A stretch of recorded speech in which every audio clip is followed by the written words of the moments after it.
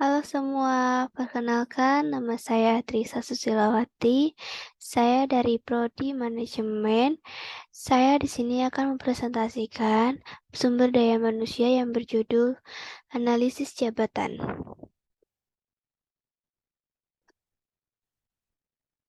Analisis jabatan merupakan prosedur dalam menetapkan tugas dan tuntutan keterampilan dari suatu jabatan dan orang macam apa yang akan dikerjakan untuk jabatan itu. Analisis menghasilkan informasi tentang tuntutan jabatan, selanjutnya digunakan untuk mengembangkan uraian jabatan dan spesifikasi jabatan. Analisis jabatan di samping menghasilkan uraian dan spesifikasi jabatan memiliki kegunaan lain yaitu 1. Pengadaan tenaga kerja. 2. Pelatihan. 3. Evaluasi kinerja. 4. Presentasi penilaian. 5. Promosi dan transfer pegawai. 6. Organisasi. 7. Induks. 8. Konsultasi. Uraian jabatan yaitu suatu daftar tugas-tugas tanggung jawab, hubungan, laporan, kondisi kerja, tanggung jawab, penyeliaan, suatu jabatan-jabatan, suatu produk dari analisis jabatan. Dan uraian jabatan selain tugas, wewenang, tanggung jawab, hubungan ini, dan kondisi kerja juga dibuat nama jabatan. Kode jabatan, tanggal dibuat, penyusunan, departemen, dan lokasi. Bila organisasi menyiapkan beberapa uraian jabatan, maka prosesnya membutuhkan waktu secara analisis. Jabatan mungkin menggunakan kepustakaan sebagai dasar deskripsi. Seleksi juga satu tipe pekerjaan dan kemudian dapat dimodifikasi sesuai dengan kebutuhan organisasi. Bila organisasi menyiapkan beberapa uraian jabatan, maka prosesnya membutuhkan waktu secara analisis jabatan mungkin menggunakan kepustakaan sebagai dasar deskripsi seleksi untuk satu tipe pekerjaan dan kemudian dapat dimodifikasi sesuai dengan kebutuhan analisis. Analisis jabatan memiliki peran yang sangat penting dalam sebuah organisasi atau perusahaan dalam rangka menempatkan karyawan pada pekerjaan yang tepat. Analisis jabatan memiliki makna bahwa dasar bagi sebagai besar kegiatan manajemen sumber daya manusia. Fungsinya di bawah supervisi umum Direktur Personalia mengembangkan penyelenggaraan dan mengevaluasi program-program latihan on the job dan off the job. Tanggung jawab 1. Bertanggung jawab atas kelancaran pelaksanaan program latihan. 2. Bertanggung jawab atas biaya-biaya latihan yang dikeluarkan. 3. Kondisi kerja. Kondisi di mana kantor nyaman, waktu kerja mulai dari jam 8 pagi sampai jam 16 sore, jam 4 sore. Kemudian bila mengadakan pelatihan dan melakukan perjalanan. Wewenang 1. Menentukan instruktur dan para pelaksanaan program pelatih. 2. Mengusulkan program-program yang diperlukan. 3. Meminta fasilitas yang diperlukan untuk penyelenggaraan pelatihan dengan persetujuan direktur. Penentuan jadwal program pelatihan. Tujuan analisis jabatan.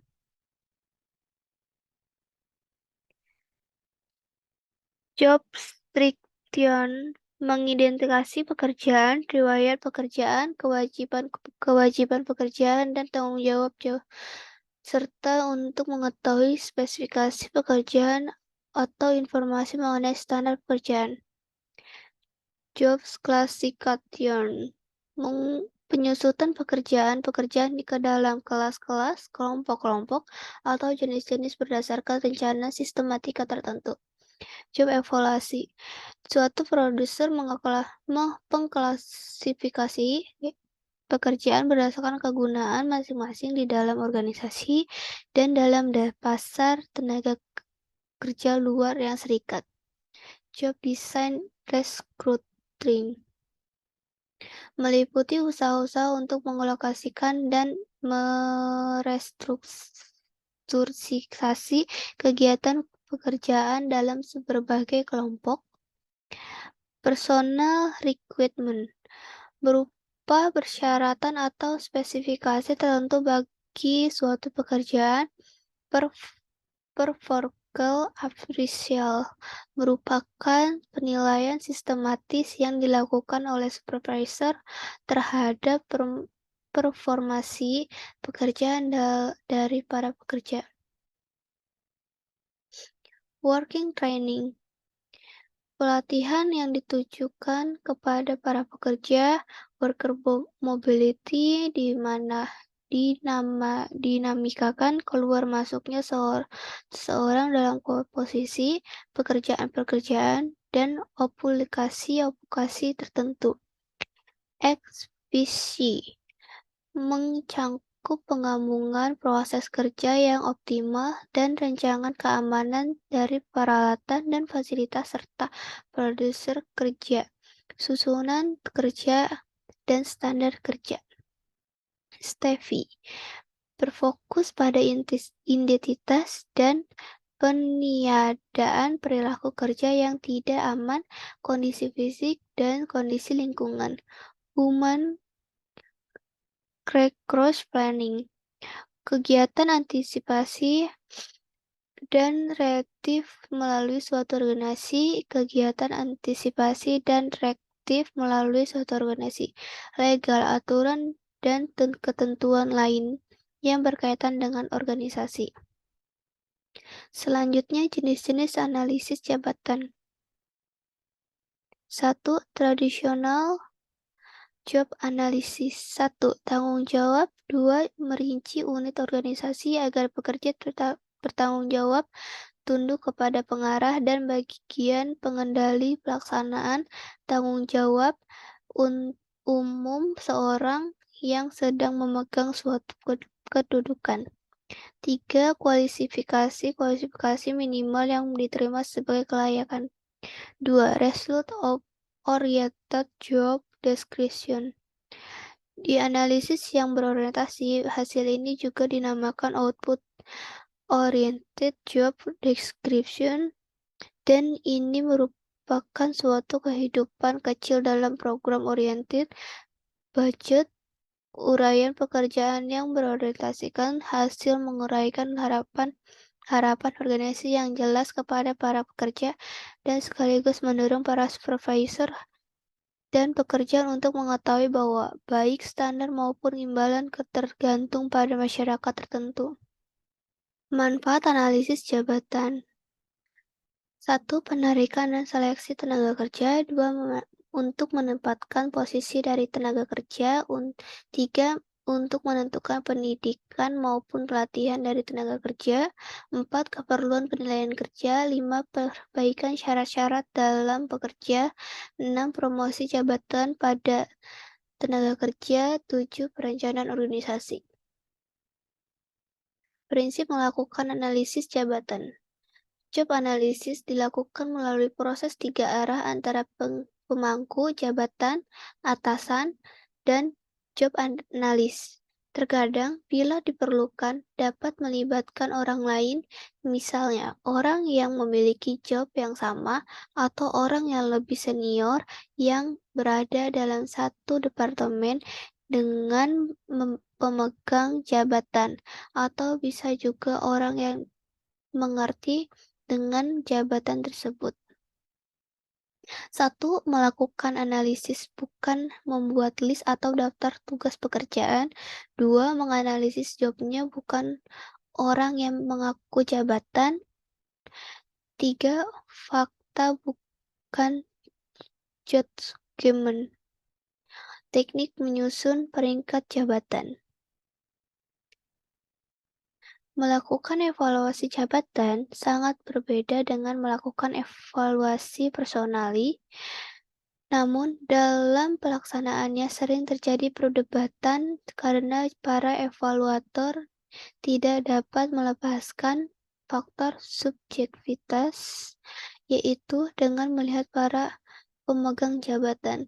Kegiatan ini dilakukan untuk menempatkan setiap personali yang sesuai antara kemampuan personali dengan syarat jabatan, sehingga kita akan melihat bahwa setiap personali akan duduk pada kursi yang pas dan personali dimaksud akan mendapat imbalan atau gaji yang pas juga.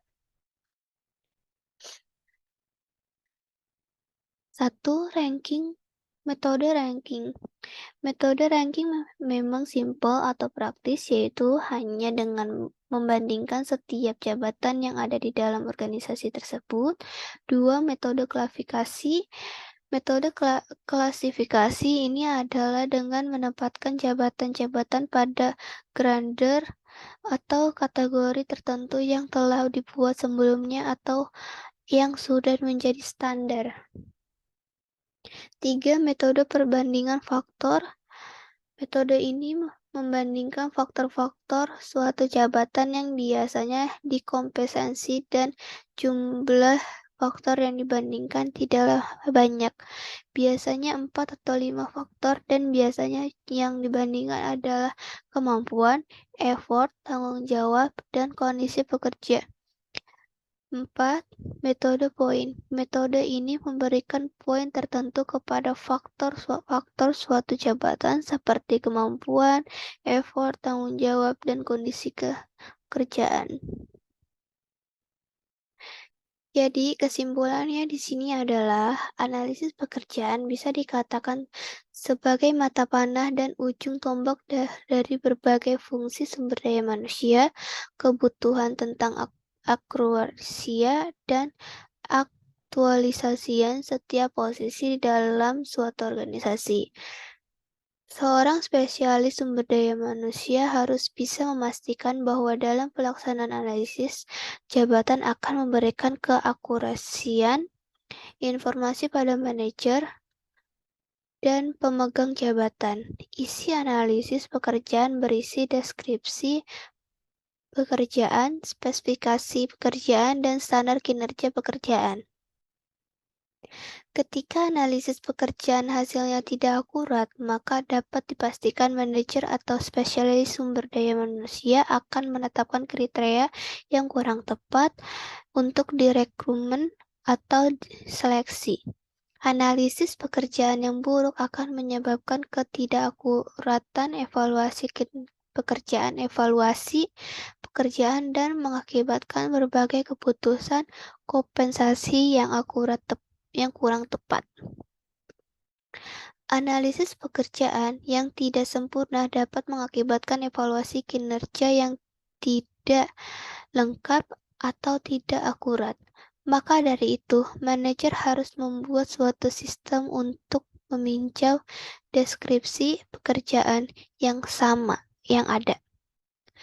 Mengumpulkan data sehingga manajer bisa memutarakhirkan deskripsi dan revisi secara berkala dokumen-dokumen yang ada.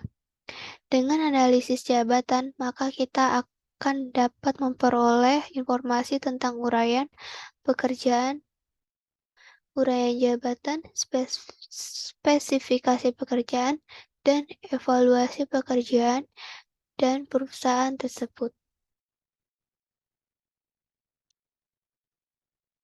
Sekian penjelasan dari saya tentang analisis jabatan. Saya mengucapkan terima kasih.